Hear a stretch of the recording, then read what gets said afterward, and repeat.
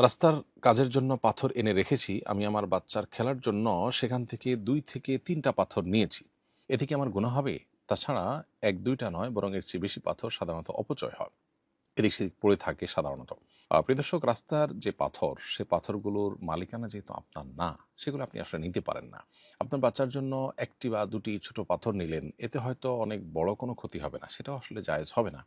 কারণ ঈমানদার তার কাছে অন্যের সম্পদ, সেটা সুই পরিমাণও যদি হয়, সেটাও তিনি আসলে কোনোভাবে গ্রহণ করতে পারেন না বা কোনোভাবে সেটি দখল করতে পারেন না, নিতে পারেন না। রাস্তার সম্পদ রাস্তার। আপনার বাচ্চার খেলার জন্য আপনি এটা আনা জায়েজ হবে না। যদিও সেটা পরিমাণে অনেক অল্প হয়। পরিমাণে অল্প হওয়ার কারণে গুনাহ অল্প হবে। কিন্তু মনে রাখবেন, গুনাহটা কিন্তু ছোট গুনাহ নয়, বড় গুনাহ। বিধায় এটা করা উচিত হবে না। এটা যদি কোনো কনস্ট্রাকশন কোম্পানি করে থাকে, তাহলে কোম্পানির দায়িত্বশীল পর্যায়ে কেউ বলল, তা কারো কাছ থেকে বলে নিলেন, সেটা ভিন্ন বিষয়।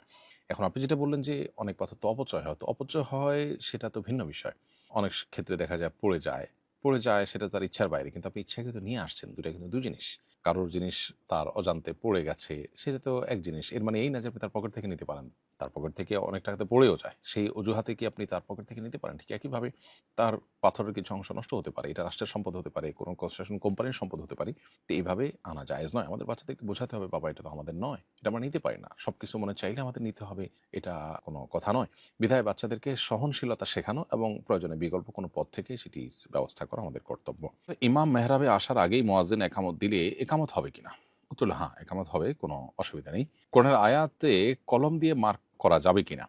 একান্ত প্রয়োজন না হলে এটা এভয়েড করা উচিত। কোরআনের আদব বা কোরআনের প্রতি যে শিষ্টাচার, তার সাথে এটি যায় না। এবং কোরআনের আয়াতের মধ্যে অন্য কিছু লেখালেখি করলে কোরআন এবং গায়রে কোরআনের মধ্যে সংমিশ্রণের আশঙ্কা থাকে। এই জায়গা থেকে উলামায়ে কেরাম নিরুৎসাহিত করেন। একান্ত প্রয়োজন হলে শুধু জাস্ট মার্ক করে রাখলেন, সেটি করতে পারেন।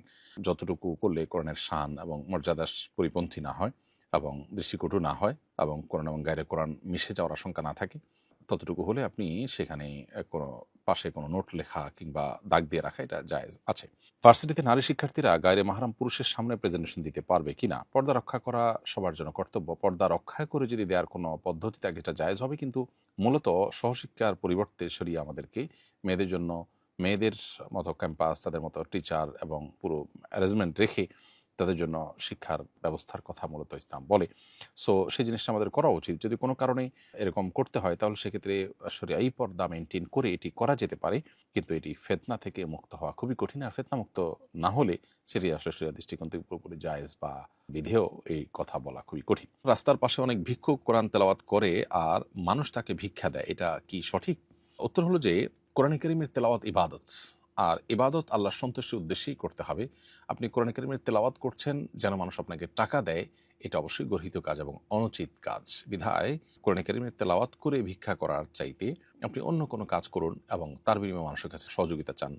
পশ্চিমা পৃথিবীতে মানুষ গান করে, নাচে, এর বিনিময়ে মানুষের কাছে ভিক্ষা চায়। মানে কিছু একটা করলাম, তার বিনিময়ে আপনি আমাকে দেন। তো এটা জাগতিক অন্য বিষয়ের সাথে তুলনা করা যাবে না, অর্থাৎ কোরআনে কারীমের তেলাওয়াতটাকে। কারণ কোরআনের তেলাওয়াত তো ইবাদত। এটার করে তিনি আসলে কারো কাছ থেকে বিনিময় প্রত্যাশা করবেন না।